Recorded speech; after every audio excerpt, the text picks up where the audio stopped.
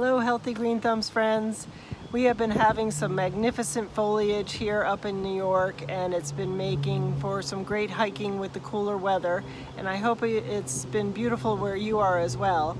And today we have our friend Cliff, the nurse farmer, who's going to talk about perhaps the fall season's most favorite vegetable, the pumpkin. So happy October, Cliff. What are you going to share with us today? Happy October to you too, Susan, or should I say, Happy Pumpkin Month. I reckon October is unofficially the kickoff month for pumpkin season. Regardless, Healthy Green Thumbs friends, it's going to be a great month, and Susan and I are going to share some tips with you to help make it a healthier month. So what do you think of when you think of pumpkins and the month of October? Culturally speaking, most of us, though not necessarily all of us, probably associate pumpkins, particularly in the month of October, with jack-o'-lanterns. Today, I'm going to share a couple of tips on how to save your jack-o'-lanterns after Halloween so that you can use them as a food source.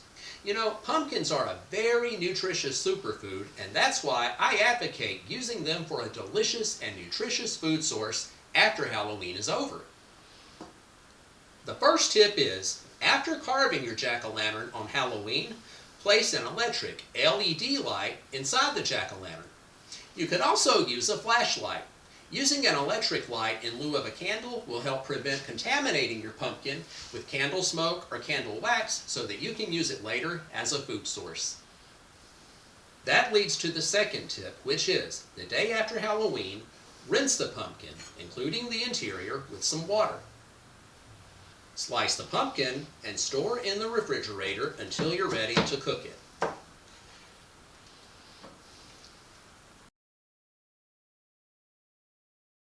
As registered nurses, Susan, the nature nurse, and I know that one of the many health advantages of freshly cooked pumpkin as opposed to canned pumpkin is the salt or sodium content. That's because most canned foods contain added salt. Using your own pumpkin puts you in control of the salt content, which consequently puts you in control of helping to manage your blood pressure. The American Heart Association recommends no more than 2,300 milligrams of salt per day and an ideal goal of no more than 1,500 milligrams of salt per day. Another reason to purchase and use fresh pumpkin instead of canned pumpkin involves a recent study from UC Davis, California that has proven when we purchase locally or regionally grown foods directly from our farmers or farmers markets, we're also supporting our local economy. Susan and I both advocate purchasing locally grown foods and products when possible. In closing, Susan and I want you to know that pumpkin is considered a superfood, rich in nutrients including beta-carotene, which is a form of vitamin A. Foods that are high in vitamin A may help protect us against certain forms of cancer, including breast cancer. Thanks for those great tips, Cliff. You know, I never thought about actually eating the pumpkin that we would carve for Halloween. We usually, as kids, we would just leave it outside or throw it into a compost heap or put it up on the hill that we had in our backyard and allow the deer and raccoons and other wildlife to eat it. But I can see how if you took it in right away after the trick-or-treaters are done and cleaned it up, it would actually make a wholesome meal. So that's a great idea. You know, the other question is, we used to use the pumpkin seeds for snacks because my mother would prepare them while we were carving our pumpkins, and then we would enjoy them later. Is that something you do as well? Good question, Susan. The seeds from a pumpkin can be roasted into a healthy homemade snack. After removing the seeds from the pumpkin, be sure and wash them off with some warm water to help remove the excess pumpkin flesh. Then, you'll want to dry them off with a paper towel and arrange in a single layer on a baking sheet. Drizzle and mix with a heart-healthy olive oil. Sprinkle with some herbs of your choice, such as black pepper, garlic, or rosemary. Bake at 300 degrees for about 35 to 45 minutes. So Cliff, with all these variety of pumpkins that we have to choose from, do you have a favorite that you enjoy cooking with? Now that is a loaded question, Susan, and it really just depends. Your typical jack-o'-lantern variety might be a good place to start if you just want to make, say, a pumpkin soup. However, there are several heirloom varieties with variations in taste and texture.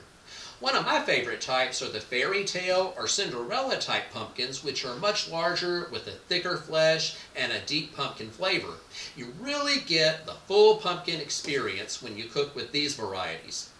There are also green variety pumpkins. There's even white colored pumpkins that are just as delicious and full of cancer-fighting nutrients. What I encourage everyone to do is visit your local farmer's market and try a different variety. You would be surprised at all the ways that you can cook and eat pumpkin. So try an internet search and look for some unique pumpkin recipes. Soup aside, there are other creative pumpkin recipes out there. I've made everything from pumpkin enchiladas to even French pumpkin casserole.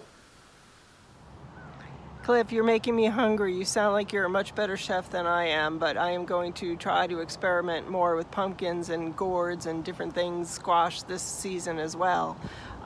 You know, I agree with you that going to our local farmers market and choosing the fruits and vegetables that are in season there is a great way to add more vegetables and fruits to our diet, and it's also a great way to engage with our communities.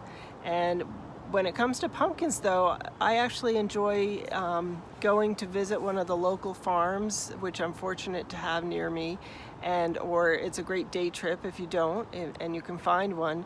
But going to a local farm and actually going out in the fields and choosing your pumpkin and picking it right from the vine can be a really fun outdoor activity. And I know some people enjoy growing their own pumpkins. In fact, some people do it competitively. We enjoy every year visiting the North Carolina State Fair, where they put on exhibit the prize-winning pumpkins for different categories, and it's really impressive to see how big they can get some of these pumpkins to grow. And I know I didn't choose to grow pumpkins this season, but can you tell us a little bit more for people who may choose to do that if they haven't already, and maybe next year that's something they're going to put in their growing plan? You're right, Susan. Pumpkins could be a good choice to grow and introduce children to growing foods of their own. Pumpkins grow on a vine and they need room and space to grow. However, now, with a little bit of creativity, pumpkins and other vines can be grown in small spaces, and that includes balconies, patios, and small backyards. The trick is trying to train the vine to grow maybe upright, like on a ladder, or another upright type object. Speaking from experience, I'll share that I once had a vine accidentally grow up on a small backyard windmill. Believe it or not, it supported the pumpkins. So thanks again, Cliff, the nurse farmer, for sharing all these great pumpkin tips and wisdom with us. And we hope that you all have a wonderful Halloween coming up. And we would love to see how you choose to make a dish with your pumpkin, or maybe how you choose to carve it and decorate it.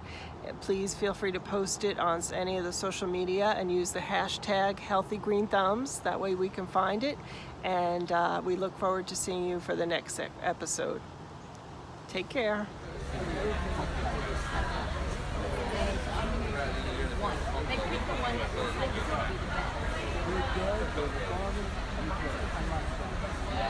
One.